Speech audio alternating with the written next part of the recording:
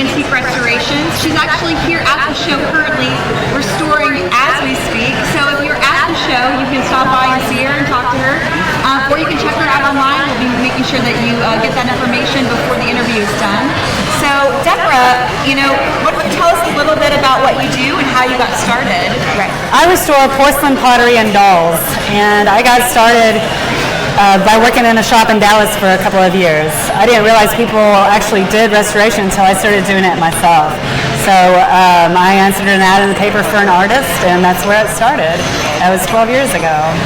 Wow. So like I mentioned earlier, you started because you saw art. You're an artist. You've been an artist since you were little, right? Yes. Is that what you were saying? Yes. Okay, that's what we were going to touch on. Yeah. And clearly you're an artist. Thank you. And you enjoyed what? Puzzles? Puzzles, yeah. I always putting together puzzles as a kid. Which obviously is very much Yeah. Art and puzzles. But exactly. truly, restoration is an art form. I mean, That's right.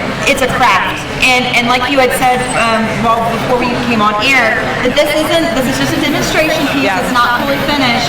But as it is, it's beautiful. I mean, if you just look at this, it looks normal. And think about it this way. If you look at the cracks inside of here, and then look at all of the pieces here. That's what she's done. And this isn't even a finished piece yet. She still has to paint it. So that's incredible work, Deborah. I mean, just Thank fantastic. And to think of something completely destroyed, that's something normally would be swept up in a dustpan and put in a trash can. With tears. But you can with tears, with tears and shame, tears and shame, right? But you can take these little pieces that like you showed that are discolored, and I guess that's a putty or material that you put in. On the inside, you can see the gray area. That's the missing pieces. So I'm able to rebuild missing pieces that either have just shattered beyond use, Right. or if you just don't have the piece, if you can't find it. So Right. So it's not. Is it a paste? Is it a glue? Is it a? it's like a putty. It's like a clay putty. Okay. Yeah. So if I were to tell you that I had a broken Santa one time, actually very recently, and it took me over three weeks to repair said Santa, and I would use Gorilla Glue. Oh no. All right. So I was told that was the wrong. Gorilla Glue, please. Didn't mean to. Please don't use Gorilla Glue. Trash the Gorilla Glue is very important, you all. For I'm not certain saying that. things, Exactly. not for porcelain and pottery, not for restoration. So that's obviously not the way to repair broken pottery. All right, so Very correct. So I should have taken the bundle of broken pieces in to an expert, especially since it was a beloved piece of my own. And that's honestly, you can buy another piece, or most of us, the reason why we have things restored is we have an emotional attachment to that item, similar to an item that's sat back here behind her. I have a broken Hummel. Can't reach it. So That's absolutely right.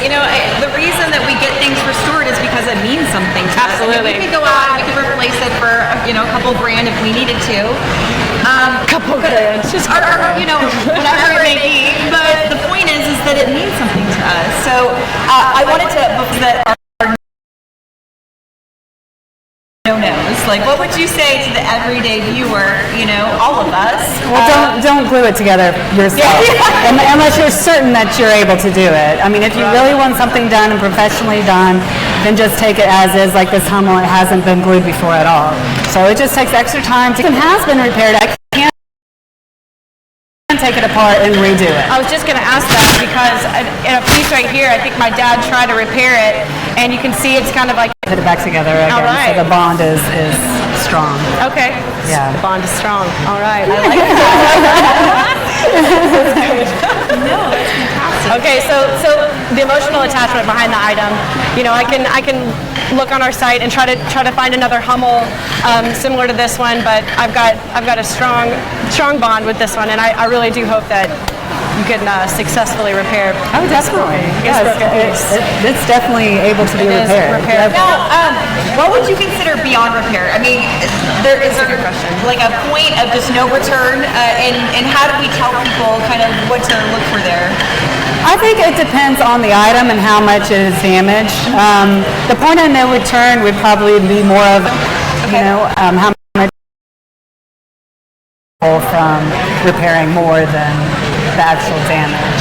And going off of that, how how do you assess an item, and as far as damage is what can concerned? people expect to pay for maybe something like this to get repaired? Something like this, there's always a couple of different options when you're restoring something. And for this item, I can either just glue it all back together, I can glue it together and fill in any missing pieces, and then tint the fill just to make it look less noticeable. Or else I can do a perfect invisible restoration where you don't see any of the damage at all. So there's different. It's not just.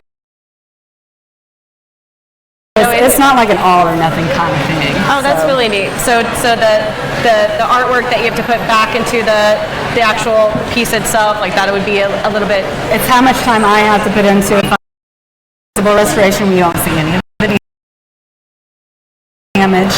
A glue only would be more like $40. A partial repair, there's some cracked areas here that are gouged out, little chipped areas, to fill in those chipped areas and just tint the fill. Partial repair will be more like $80. Oh, okay. Wow. And you don't just do, you've done dolls.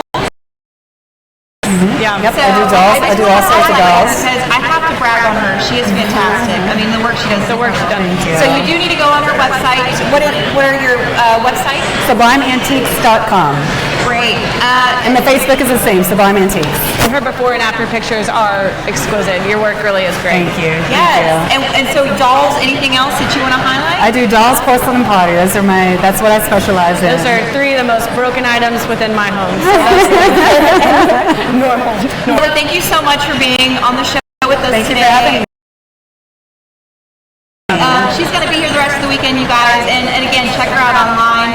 I just want to bring the point home that appraisal is a huge cornerstone. It's what we do, but we also advocate restoration, and restoration is very important. So we're going to be bringing you more and what you can expect. So if you have any questions, go ahead and put the comments in the comments. Ask us questions, and we'll get back with you a little bit later today, and I'll answer your questions if you have them. And even for Deborah,